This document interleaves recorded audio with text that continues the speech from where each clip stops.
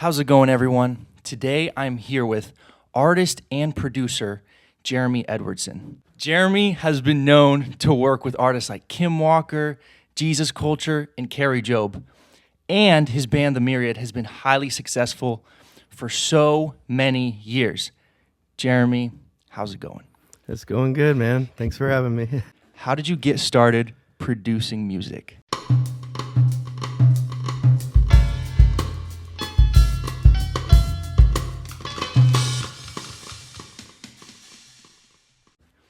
So when I was probably about 15, I wandered into the garage because I knew that somewhere there was an acoustic guitar.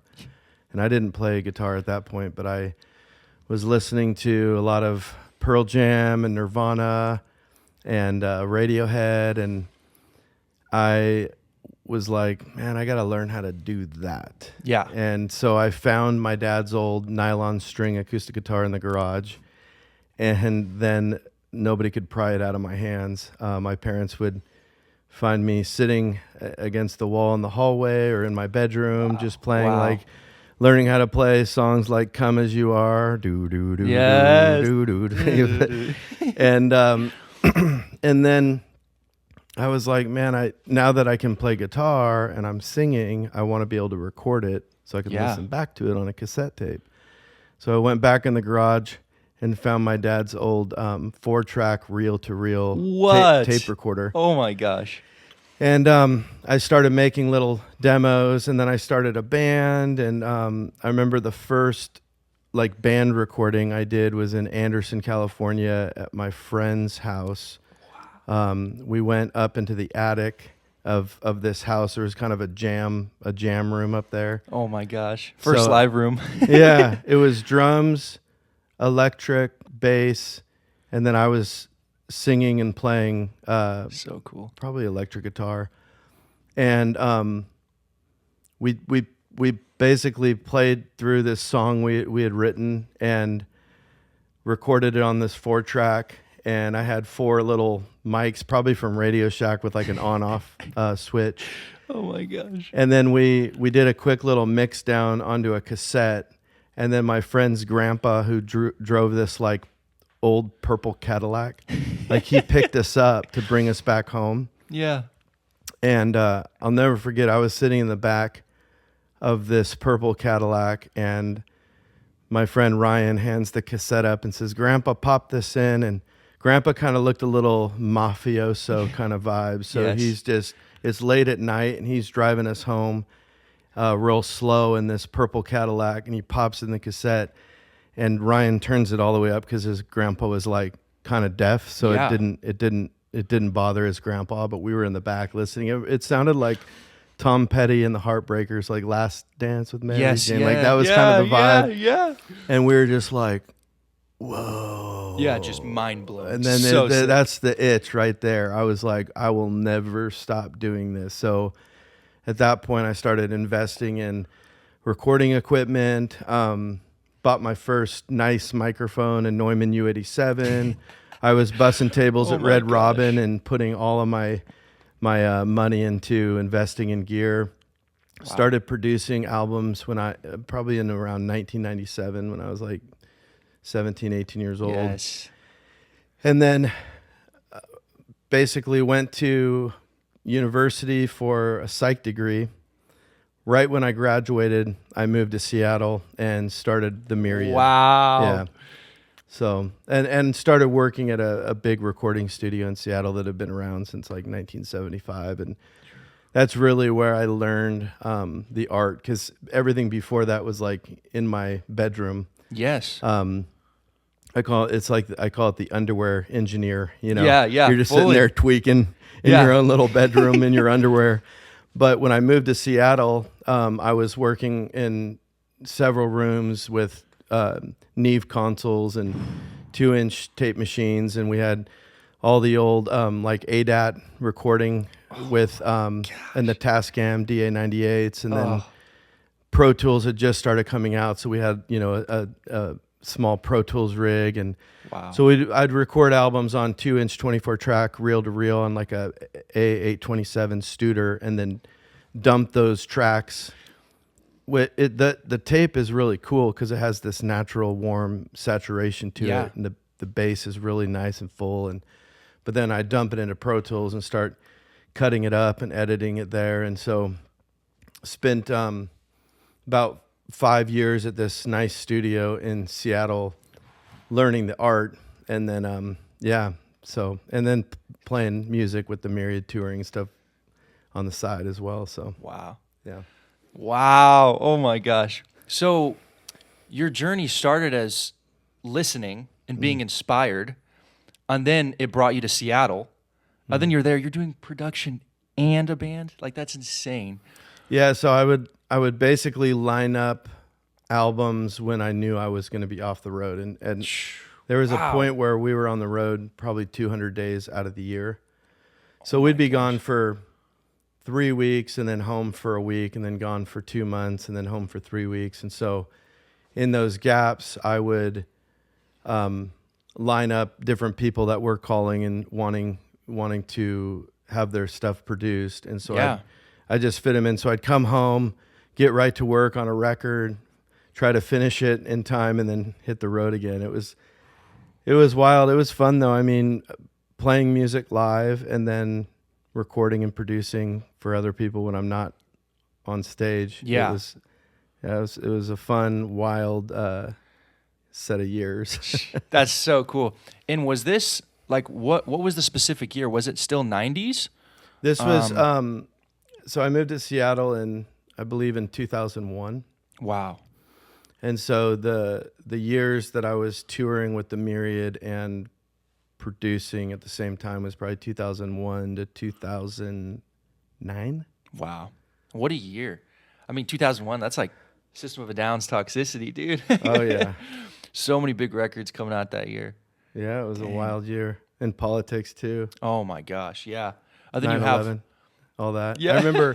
I remember that morning that it happened, watching the towers hit and then leaving there to go into the studio to make music, wondering what's happening in the world, Yeah. But yeah, that was a wild year to get started in Seattle. Seriously. Oh my gosh. A lot of good music happening at that time. So, yeah. So cool. That's so cool. I love it. From that point, how'd you start to develop a style of producing? Because every time I hear like a specific record you've done, it has a specific sound. The drums sound a certain way. The vocals are mixed completely different than I would expect a traditional record. And I'm always like, that's Jeremy. How did you start to develop that style? Well, I think first I'm a singer-songwriter. I really started learning how to record because I wanted to capture the stuff I was working on. Yeah. And for me, it was always so important that the lyric of the song is king, and then the music is sort of like, I look at it almost like the canvas.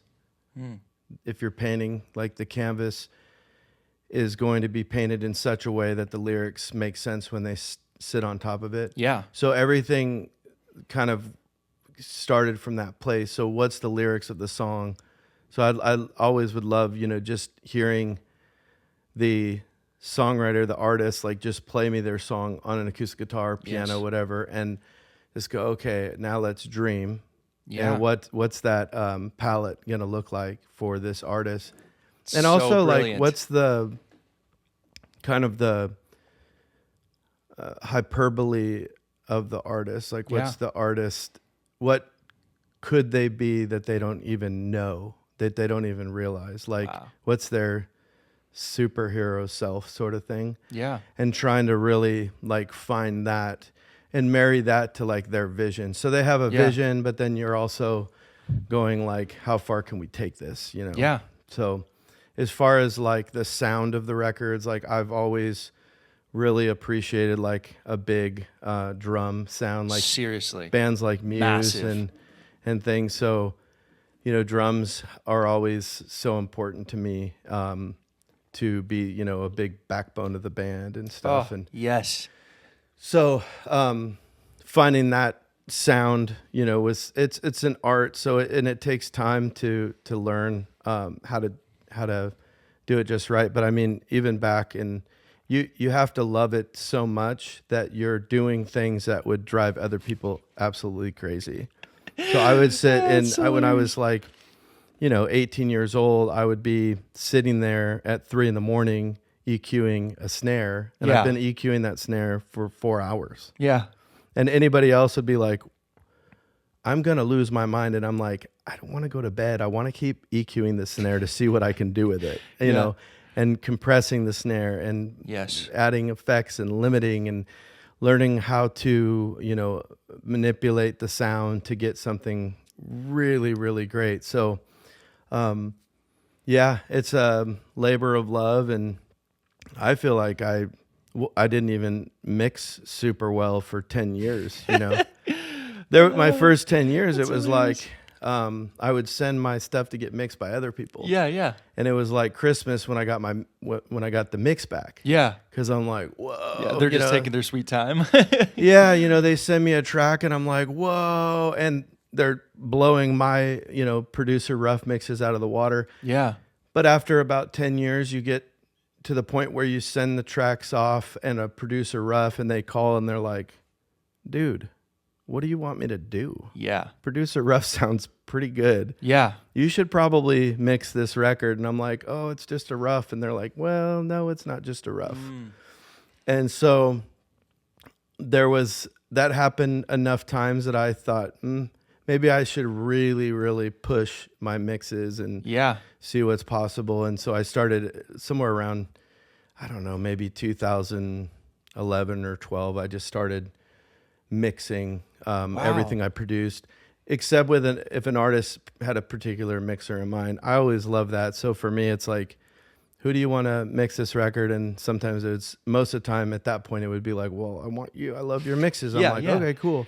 But if they were like, what, who do you think rules? And then I'd be like, just listing off the guys I work with that I love, and they're different sort of styles. They all have a different style. And so we'd talk through it, and then, sometimes we'd, send it off to my buddy in England, and, he's, got a certain sound, or we'd send it to a buddy in Nashville and he's got a certain sound. And other times I would just mix it, but it's all super fun. So cool. Yeah. There's so many processes, like, producer, mixing, master, performance. Mm-hmm. I mean, dude, that's insane to be able to truly do it all. I mean, like, you can do everything and so well. Well, thank you. Yeah, it's absurd. I'm like, it's Jeremy, guys. Come on. Well, the producing side was for me like definitely where it started, and I love to sit in a room with the band and sort of be that fifth band member, so to speak, where you're dreaming about the bass line, you're going over the bass player. What if we tried something like this? And the bands would always laugh at me because I would like sort of hum, or an air drum and beatbox to the drummer, and then I go over to the guitar player and just kind of work in the room. I play guitar, not even that well.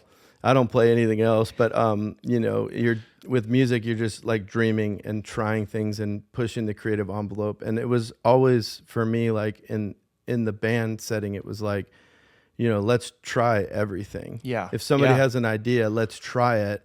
And you guys have to trust me if I say, nah, let's not go that direction. Fully. And so, and most of the time, it's just the creative vibes are flowing and everybody's trying things, and sometimes things are winning and sometimes they're not, and you try something else.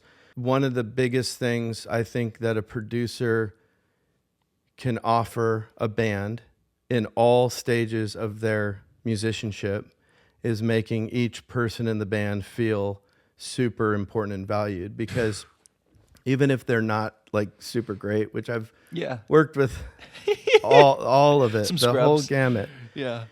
But if you can find some way to make them feel important in that moment, you're going to get their very best performance. Yeah. Better than they even when they walked in the door, they're playing better than they were yesterday. Yeah. Because you've pulled out that gold in them. Yep.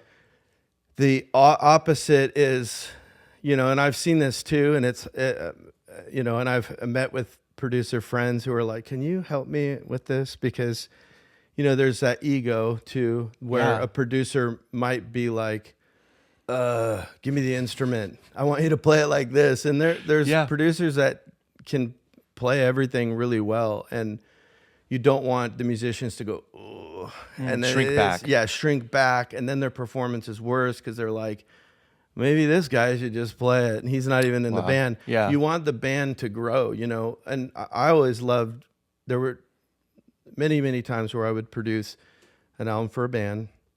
A year later, I produced the same band. Yeah. They're all like, it's only been a year, but they are way better. Wow. Because of that time that you spent making the first record. Yeah. Their wheels start turning. And they're asking questions. I mean, I had one guy that I was producing an album in Florida, and there was this keyboard player. Yeah. And he's going bananas on the piano. And I think I said something like, can we go like a little less Michael Bolton or something like that? And he was just like, ugh.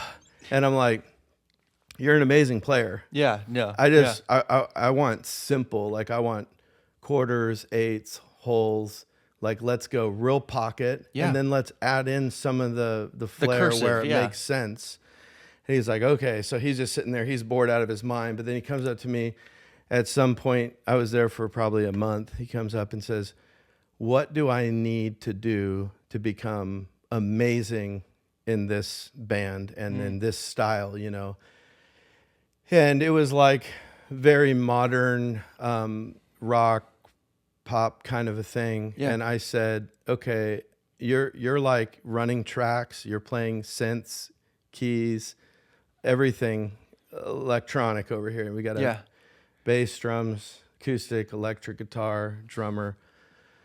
So you want to master this world. So we're gonna pick 10 songs together that have insane keys production. Wow. Yeah. And so we made a list, and I don't remember the list. Some of it was like maybe like Coldplay, Milo Exito or something. Oh, like yeah. with some great record. wild synths going on, maybe some M83 and Love M83. so you're gonna like replicate all of these songs 100%. You're gonna learn how to shape and make these sounds, and don't stop until you feel like it's exactly like that. So you're gonna figure out how to work a Juno or a Moog or whatever, a Prophet, and these different keyboards. You're gonna find a way to emulate these records, and if you can do that, you're gonna be like a stud at. Because that's such a good method. Yeah, and so I think he probably spent, that year, at least the first month or two with those 10 songs. But then when I came back, he was like, who is this guy? Like he was like a beast. Like the second album, it's like the keys come on and it sounds like the Killers or something. And it's just like this phenomenal like keys production. Wow. And I said, what happened, man? He goes, well, it was like the Michael Bolton comment.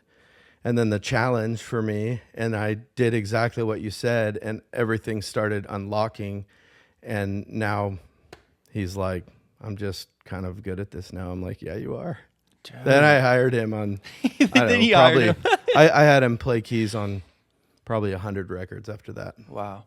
Because you get picky, you really see what's going into these sounds, and performances. Yeah. I remember when you told me, you were like, yeah, if you want to get good at a DAW, you got to just start to finish replicate songs. And if you can really replicate and learn how to, that's the tone, then you get moving around, and then you can like brain to musician, you have like the production already handled. Yeah. It's so cool. That's incredible. Yeah, some of that is like even in the editing and some of the mundane things. Like drum editing, for instance. I do all my drum editing in Pro Tools in Beat Detective, and I have a very specific method of doing it. It's not just finding the threshold, cutting and quantizing, and then crossfading. It's for a full song, I'll spend between 1 to 2 hours, maybe 3 if it's a long song. Wow. Editing the drums, and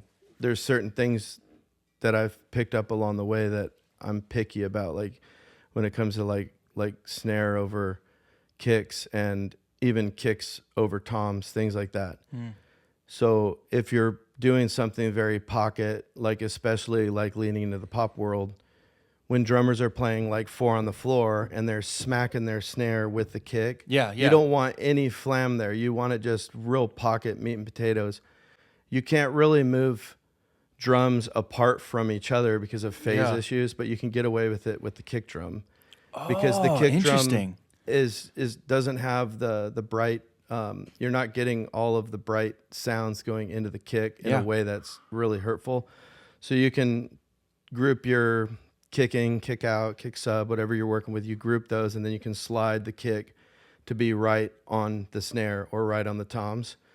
And so little things like that. But the point is that if you want to be really proficient as an editor, and it might not even be something you love, maybe you just love producing. Yeah. But it's really helpful if a producer can quickly do stuff. Yeah, get stuff rolling. Yeah, because you're in a session, you're producing, and if you're not an editor, then you have an assistant who's doing the editing, and it's sort of like you have to tell them what, and it's like you're going to be way more efficient at producing if you know how to edit. Yes. Even if it's not something you like. So what does that look like? Well, practically it's like, I always like to say, like the Karate Kid, Mr. Miyagi, wax on, wax off. And after, like a week, Danielson is like, you're not teaching me anything. My arms hurt. And he's just like, I'm unable to. Show me wax on. He's like, and he's like, whoa, I can fight. It's kind of like that, you go in and you're editing drums for, like when I had, a new intern and I wanted them to learn how to edit drums. Yeah. I'd give them 30 songs. Oh my! And these are songs that I'm not even working on. These are songs I recorded 5 years ago. Yeah, just like 30. I want you to edit these. It's going to take, to do it right, because you're brand new, it's probably going to take you 5 hours a song. And I'm going to tell you after each song what you did wrong. You have to do it again. That's why it's 5 hours. So come in after an hour and I'm going to show you 1,000 things you did wrong, and then come in after another hour and I'll show you 100 things. We'll get it down to like no things wrong. Yeah. And then you do the next one. And so this is going to take you like probably the next 3 weeks.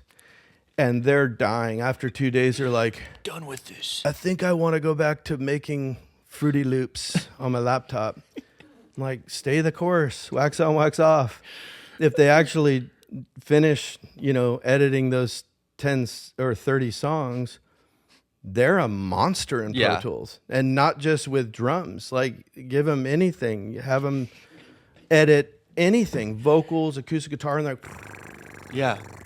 Because they've learned how to use the quick keys, and they've learned how to visually see it, zooming in and out, knowing how the waveforms are supposed to look, where all the transients are. They've done that because they spent, an insane amount of time editing 30 drum songs. Refining. So, yeah.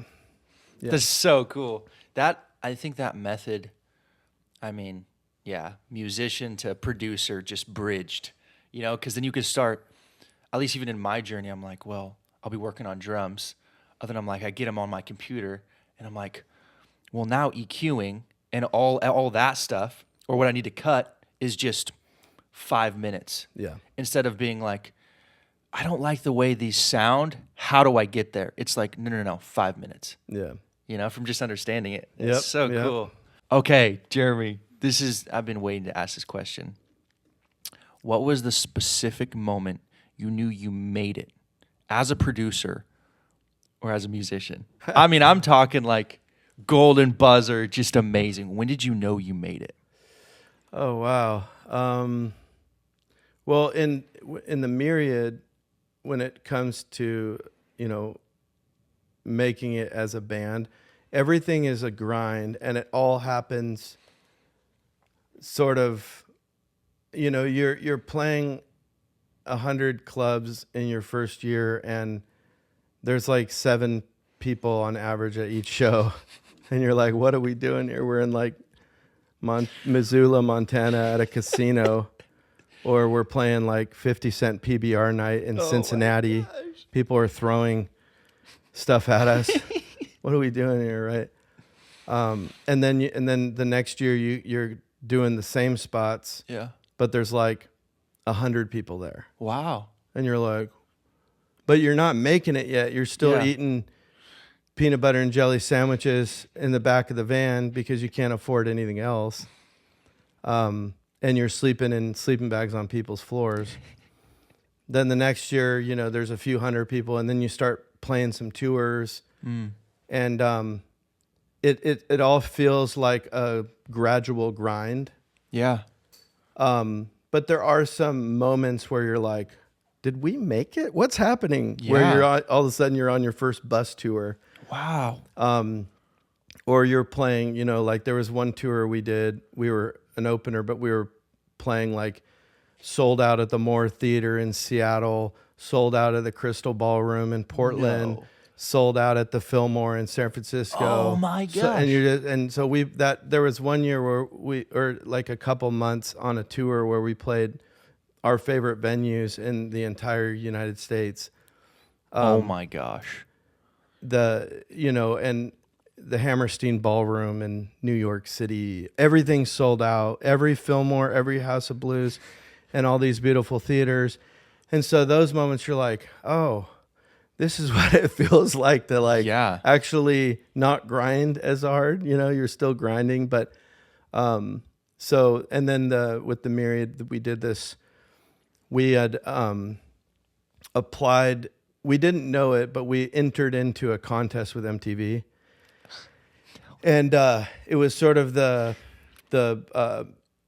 it was sponsored by Mountain Dew, and it was sort of like the search for the next breakout band. Yeah. Our guitar player entered us into it, but he thought it was like a new social media. He thought it was like signing up for MySpace or Facebook or whatever. And it was like, is this the new Instagram or something? There was no Instagram at that point, but so he signed up, and we got a call from MTV. Congratulations, we've selected you and 12 other bands out of 4,000 to be involved in this. And so MTV was flying out to shows that we were playing and filming us, and we were on commercials every day on MTV, and fans were voting, and they whittled it down to the top 6, then the top 3, and it was us and 2 other bands playing live in 2007 at the TRL MTV room in Times Square, New York. And we ended up winning the whole thing, and instantly, like all the big like Megatron screens in Times Square showed like the Myriad winner, MTV's Band of the Year.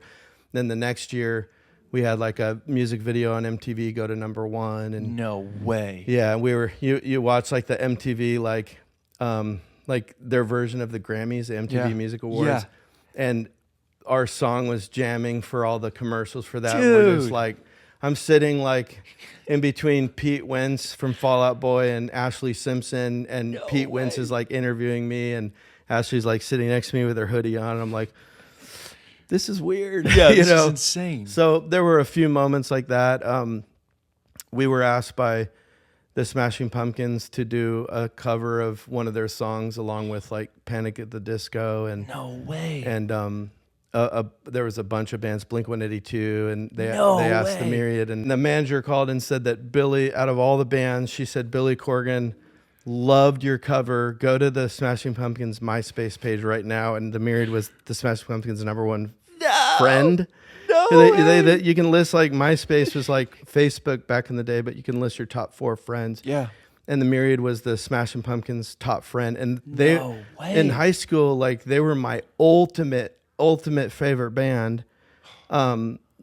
Siamese Dream and Melancholy and the Infinite Sadness, and wow, yeah, so for me, it felt like a full circle moment of like, what? And Billy Corgan is sending me tickets to their show at the Fillmore. No way. With like a bunch of swag, and I'm like, what is happening? That's my hero. So Yeah. that was kind of a moment. And then with producing's kind of interesting because you sort of like snowball in the genre that takes off. Yeah. And it's usually pretty random. So when I lived in Seattle, I was producing everything. Wow. Country, rap and hip hop, alternative bands, rock bands. Yep.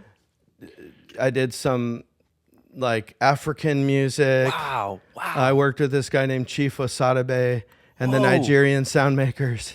and then the next week I'd be like working with a funk band. Oh my gosh. And so it was, and you just don't know like what's going to take off. I had one friend who was doing like sort of like alternative, I would say like alternative music and not like maybe alternative and rock, but not like really, really heavy stuff. But then he did an album for like a heavy, like almost like a metal band. Whoa. And it blew up. And when it blows up, then you have all the metal bands calling. Oh, yeah. So then, for the next 10 years, he's like, if you want something really heavy, you call this guy. Yeah. And the similar thing happened to me. And I think it was maybe 2006. I produced an album for a worship band. Oh, and it totally blew up. And so that's how kind of like I started producing a lot of worship music. Wow. And it was interesting because at that point I didn't listen to Christian music or worship music, and all of my influences were like, Sigur Rós and Radiohead and So amazing. I'm coming into it and the Killers and all this. So I'm coming into it with that mindset and I'm listening to the lyrics. And I remember like this one artist started singing me a song and the lyrics of the song was, "This is what it sounds like when you sing heaven's song. This is what it sounds like when heaven comes down," like that kind of thing. Yeah. And I'm like, bro, this song's going to be tough. And he's like, "You don't like it?" And I was like, "No, I love it." Yeah. But like, this is what it sounds like when heaven comes down. Wow. Like the music has to be unreal, right? Yeah, and he's just like, I didn't even think about that. I'm like, it's like no, just acoustics fine, right? Yeah, no, I'm like, it has to be unreal. So, let's think about how we can make the music like really truly fit that lyric, you know? And if you're writing songs about the creator of the universe and you're writing songs about spiritual things and angels and God and like the music has to be epic. So 100%. I'm bringing so I'm thinking about some of the beauty like in songs like from Sigur Rós and stuff and those moments, Yeah. where it's like you're listening to this beautiful piece of art kind of thing. So bringing that into it, and so like quickly found out like there's like sort of no-nos and stuff, but we didn't care about the no-nos. Oh, but that's crazy. Yeah, it would be like I tell the epic. drummer like, okay, right at this moment, I want you to just go, psh, psh, psh, psh, and you're just gonna do that for this entire chorus. And he's like, "Can we do that?" And I'm like, it's like, what about the djembe? We could do that. And he's like, "At church though?" And I'm like, "We have to do it at church." Wow. And they're like, "Okay, let's try it."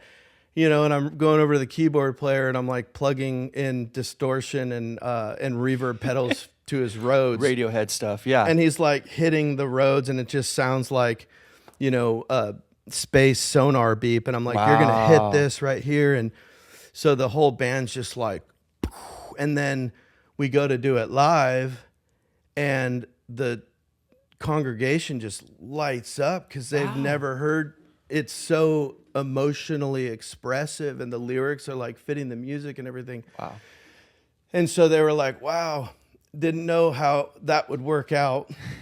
Doing big like smashing blast beats and stuff in church, but it worked. And so I did an album my first worship album since I had been in Seattle, and it ended up doing really well. And so then I started doing a lot of worship records. Wow. And that's kind of how that journey started. Wow. So, and as far as like making it, I mean, He's like, I did. Times Square, that'll do it. there were MTV. some highlight moments for producing, where you're, if you're working and able to make a good living and provide for your family, I mean, that's, you're doing what you love and you're able to provide. And that's the key, with everybody, with my kids and people I meet. It's like, try to find something you really love, something that feels like if you didn't have it, you'd be a little lost. Yeah. You don't want to find a job that feels like work if you can help it. We're working hard, but like if you love it, that's the ultimate. Yeah. And if it can also provide for your family, that's sometimes necessary, right? Yeah. Depending on who that's your what has spouse to is, I happen. guess, or whatever. Like, Hopefully it's paying. Yeah. yeah, for me, like it was necessary that it provides, so that was I guess the highlight for me. And there were That's awards so beautiful. and things, but all the awards and stuff, like it's just always kind of funny. Yeah. The getting like Dove Awards and things. I have a few of those, but I have them on a shelf at home. But yeah. Anyway. Wow. This is insane. I love your perspective on music. I mean, I think what you said, like, above anything, food on the table for the family, doing what you love. I mean, just as a producer and a musician, like, that overall, like, for everyone who's been struggling, like the grind touring, to be able to have a family and bills are paid from music. Like, dude, beautiful studio. Thanks. So many people you've worked with, but like above all that, I mean, that's beautiful, man. Thank you. One last question. What do you think was the top 3 90s bands? Oh, for sure. Nirvana. Yeah, of course. They came out of nowhere and totally changed music forever. And inspired everyone for decades to come, Kurt Cobain's, like, his lyrics and his melody and just like his expression and how like wild and chaotic it was, but then how so emotional and soft it could be. And even like the MTV Unplugged thing that they did was like so unbelievable. Oh my gosh. Because it's like these really wild songs like stripped down on an acoustic guitars, and it maybe even was better than like the wild versions, or equally as amazing. But it's like, okay, this is like real art and something different, And then for sure for me, like we've talked about Radiohead, I think. Did we talk about Radiohead? Yes.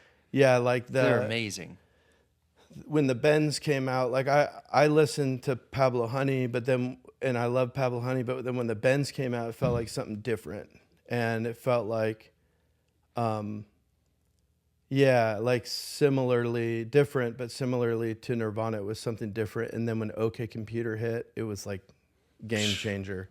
Like OK different. Yeah, OK Computer was so ahead of its time and so outside of time. Today it's a timeless album, and it opened up a whole world of creativity in music, and what can be done with like chord progressions and melodies and things, and the hauntingness of it. And so I remember seeing Radiohead in San Francisco on the OK Computer tour. Wow. And I must have been like 16 years old or something. And that live show, like completely changed my life. Like I was like, this is what I want to do. Like to be able to to perform music and experience it in a room full of people, and everybody is experiencing the same like magic at the same time. Oh my gosh. From the performers on the stage, the singer, to everybody in the room. Yeah. And there's something that was so crazy when that hit me. And then, man, I think everything else is like such a hard toss up, but I would say the Smashing Pumpkins. Yeah, come on. And again, like I totally love Gish, but it felt like it was written for that year and that time. But then when Siamese Dream came out, and especially again, it's similar to Radiohead. Like Siamese Dream was amazing, but then when Melancholy came out, it was like something changed. And that record, I think, is like OK Computer, in that it feels timeless. And 100%. But Siamese Dream too, like with the layered guitars, the big muff with the Marshall JCM 800, and everything that Billy Corgan was doing was like changing the game in so many ways. So, and the whole band really, like, just so timeless. Yeah. Oh, Yep. Dang, Jeremy. So many good bands. I love hearing your perspective on music and family, and yeah, your career has been, I mean, you single-handedly have inspired me to want to create something special in Reading. And I mean, it was just such an honor to interview you. Like, such an honor, man. So, well, happy to do it. Thanks for asking me. Everyone, thank you so much for watching. Today I've been interviewing Jeremy Edwardson. He's amazing. Thank you for tuning in for Watsondrums podcast episode 2. And I'll catch you guys next time. Peace. Peace.